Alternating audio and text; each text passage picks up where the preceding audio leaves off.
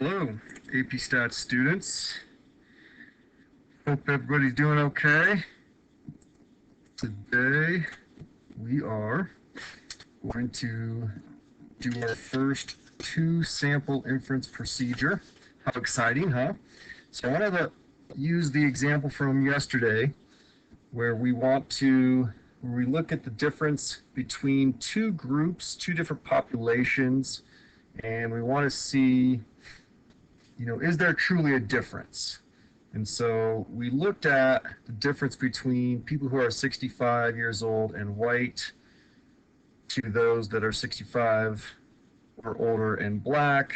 Yesterday in Minnesota, we looked at the differences in the proportions of people within those groups who have received the vaccine. And in Minnesota, we saw this difference.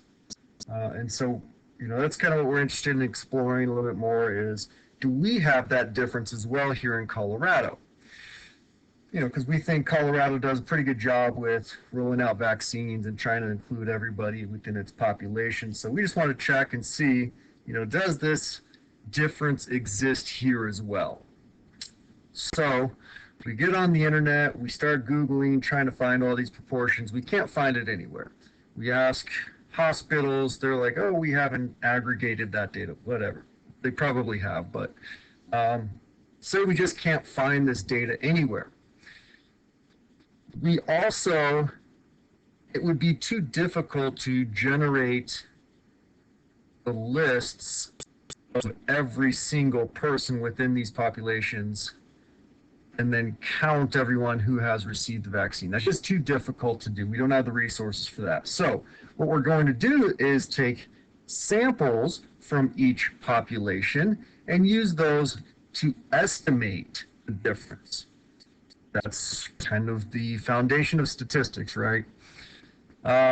So that is the procedure we will be doing today. Of course, the result we get from our sample is our point estimate. That's the estimate for the true population. That's the best estimate we can have, right? But we want to build confidence around it. So we will create a confidence interval to build that confidence. So in order to do that, in order to build this confidence interval, we must first meet some conditions, and you'll never guess what these conditions are. Now, kind of like I said yesterday, these procedures that we're learning in this unit, you should do really well at if you did really well in the last unit, because it's the exact same procedures. We're just now subtracting the results from two different populations. So the procedures are the same. However, pay attention. It is very specific still. For each of these procedures, they must be met for each sample. So for example, in order to meet the random condition, we must have taken a random sample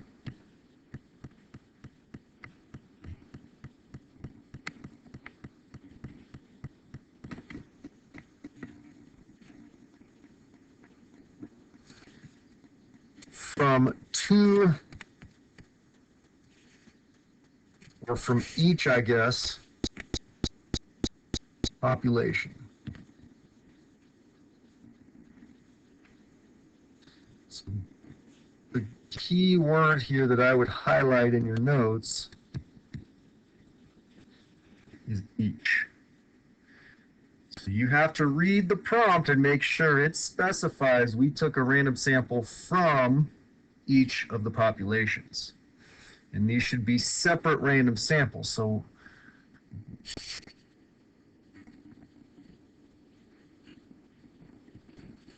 and independent from each other.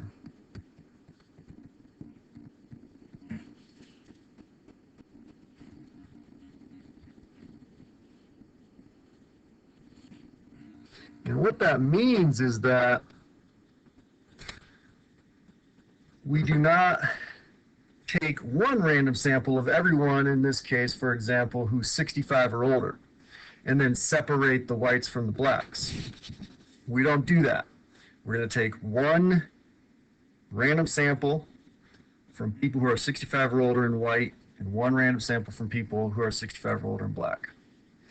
Okay. Now, you'll never guess how to meet the independent condition. It's the same as before.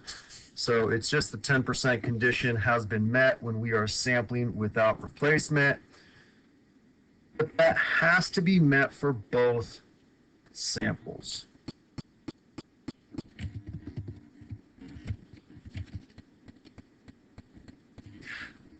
Trials is what we call it, or sampling with replacement,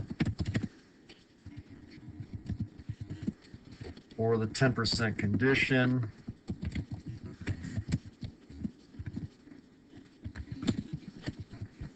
But really highlight in your notes that this is for both samples.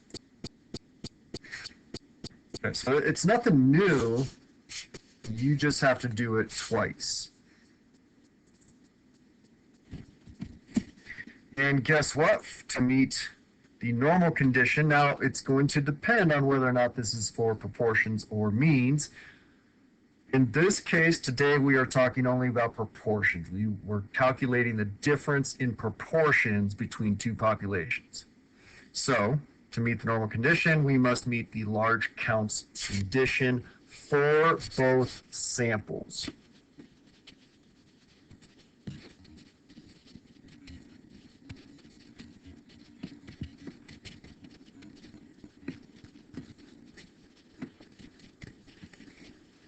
Now, just like with before, for one sample confidence intervals, when we don't know the true population proportion, we can't do NP and N1 minus P because we don't know P. So we use P hat, the proportion from our sample, as the best estimate for. So in this case, to meet large counts condition, all four of these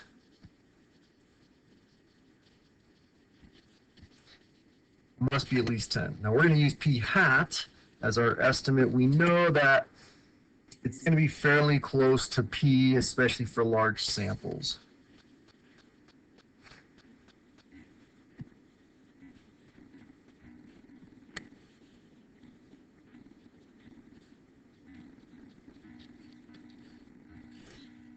And to get full credit, of course, you would have to show that you've checked it for all of these.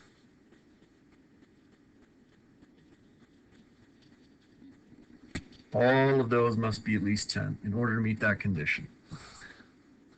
So those are the conditions. Take a screenshot if you'd like, or pause the video. And let's move on to then, how do we calculate this? So to calculate the confidence interval for the difference in these two proportions, it's the same thing as what we've done before. So I took a screenshot of this. This is directly from the formula sheet. So the confidence interval is the statistic plus or minus the critical value times the standard error of the statistic. Cool. So it's no different here. Our statistic, though, we're actually taking two samples, finding a proportion in each, but what we're trying to estimate is the true difference in proportions. So our statistic is the difference in the proportions from our samples.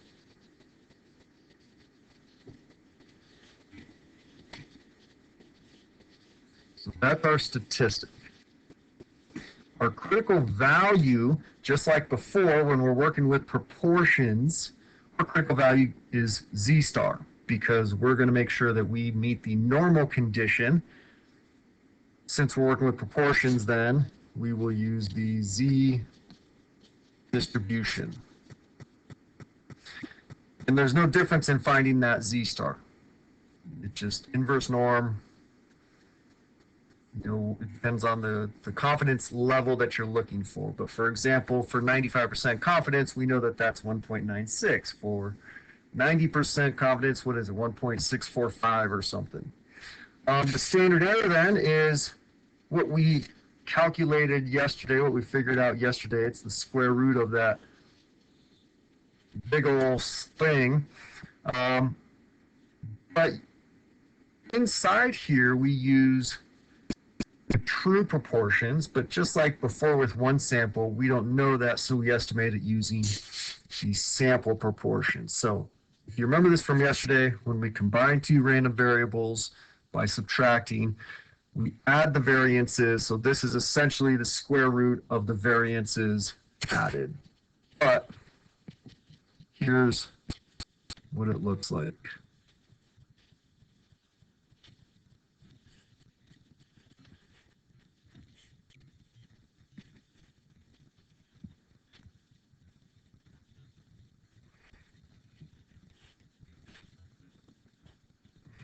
So that is the calculation for calculating a confidence interval to estimate the difference between two proportions from two different populations. So pause the video if you need to in order to write that down.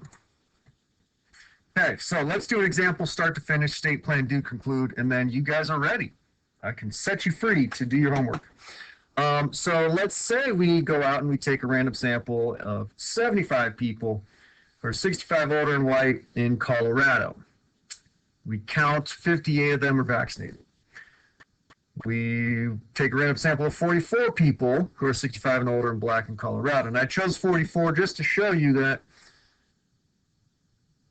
we don't always have to take samples of the same size in order to do these calculations. That's a very important thing to understand.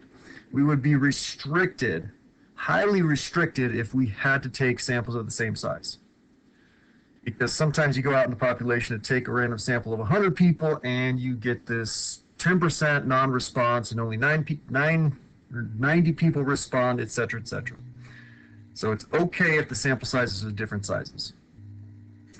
We want to estimate the proportion of people, the difference in the proportion of people who are vaccinated between the two groups. We will say today with 95% confidence, but that could be any level. All right, so let's start. First, we will state some stuff, right? So that's the first part. So state. So write these things down with me. The first thing we want to state is really our parameters, right? So let's say P1 is the proportion of people 65 or older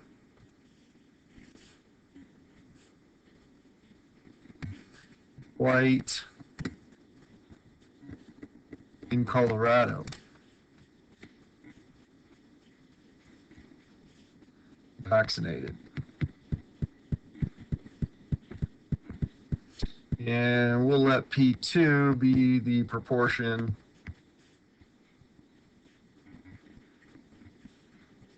of people 65 or older, black, in Colorado, who are vaccinated.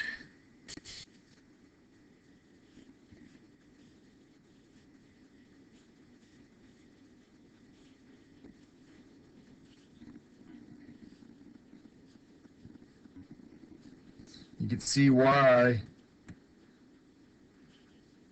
we use P1 and P2, because that's a lot of words to have to write every time. Okay, next.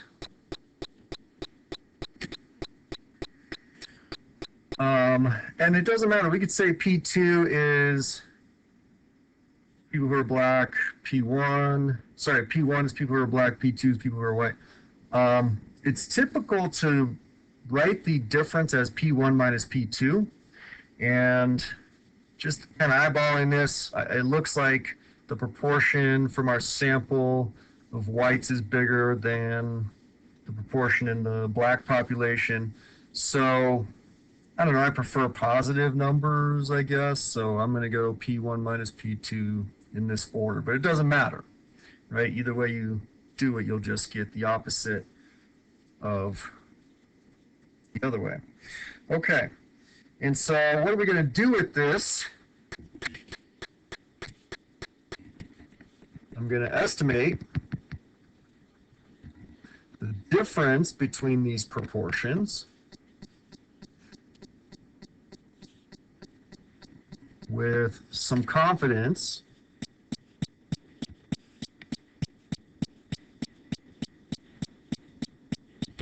and the name of this test is a two-sample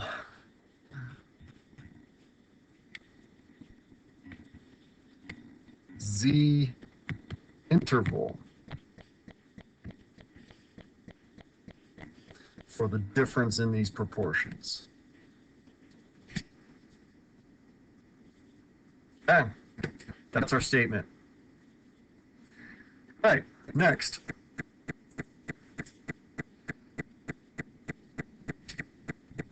Let's plan this out. Okay, so do we meet the random condition? I would say so, right? In our prompt, it says random sample 75 in that group, random sample 44 in that group. So all we can do is trust the author of the prompt, right? So we will say both samples were taken randomly as stated in the prompt. We just say as stated, I guess. All right, that's good enough. Independence.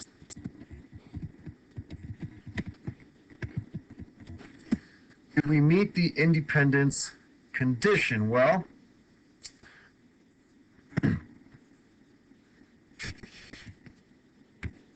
N1 is 75. That's certainly less than 10% of all people within that group.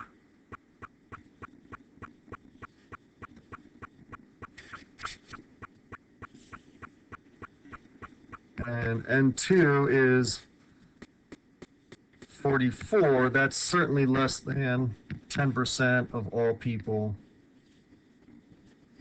who are 65 or older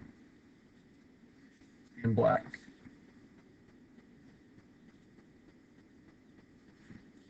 Okay.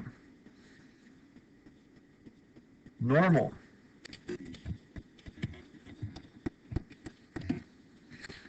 So we have to check this for both. So we might say, let's see.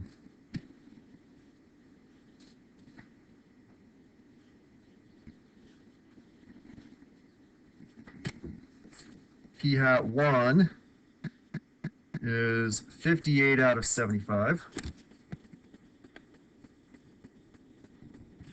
P hat 2 was 27 out of 44. So N1, P hat 1 is going to be the proportion of, or the number of successes. That's just going to be 58. 58 or 75 times 58 over 75 is 58. N1 times 1 minus P hat is going to be the rest, right? So 17.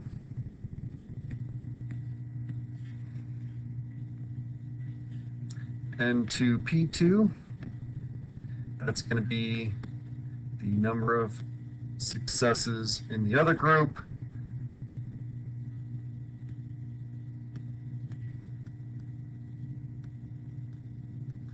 And N2 1 minus P2 would be the rest. So also 17, it looks like.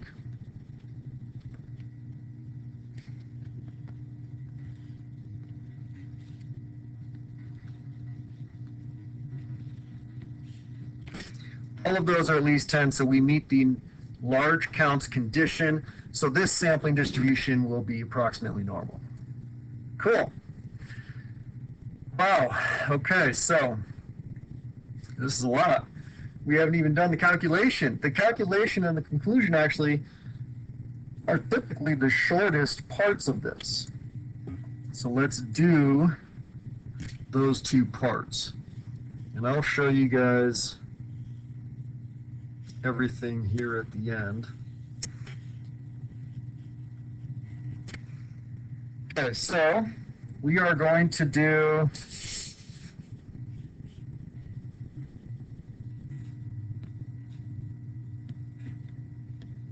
this calculation.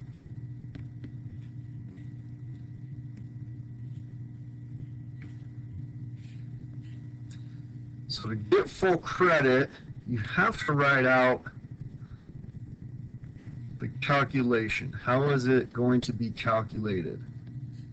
And that could be the formula. And then as long as each of these values are written down somewhere, then you don't have to write it out with the numbers in there also. You could just calculate it at this point. So I need to make sure I have all these values. Do I have p hat 1? Yeah, I added that when I did the normal condition in p hat 2. And it looks like for when I checked independence, I stated what my ends are. I don't have z star, so I may need to make sure that I have that written out somewhere. So since we are using 95% confidence, I could do inverse norm 1 minus 95%, cut that in half. So inverse norm, this is just in case you forgot how to do this.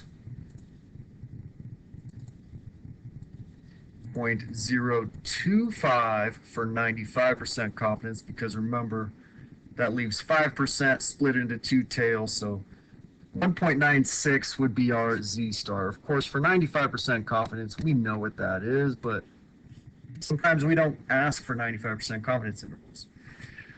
Okay, then we just have to do this calculation, and we could just type this in. So here we go. Now, I want to show you a trick here with the calculator. You could say P1 is 58 over 75, and I'm going to use that a lot here. So I'm just going to store 58 over 75 as a variable, maybe A. So you could do that using the store button.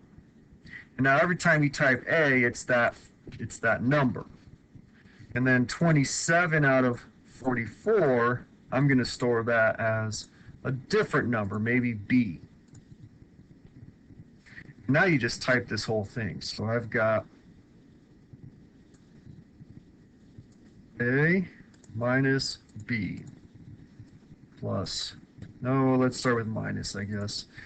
1.96 times the square root of A times 1 minus A divided by 75 plus B times 1 minus B divided by 44. Okay.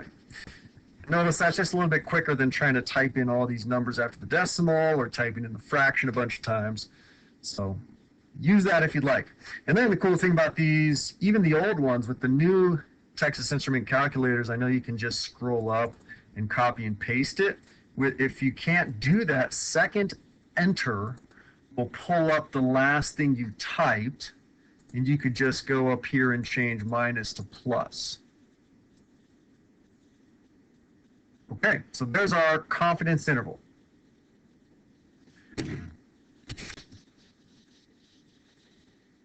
From negative 0.0126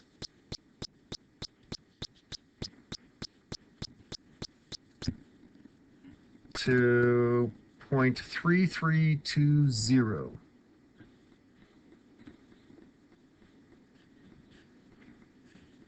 Okay.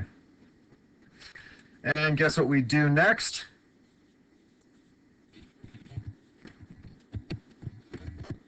make our conclusion. We are 95% confident that the true difference between people who are vaccinated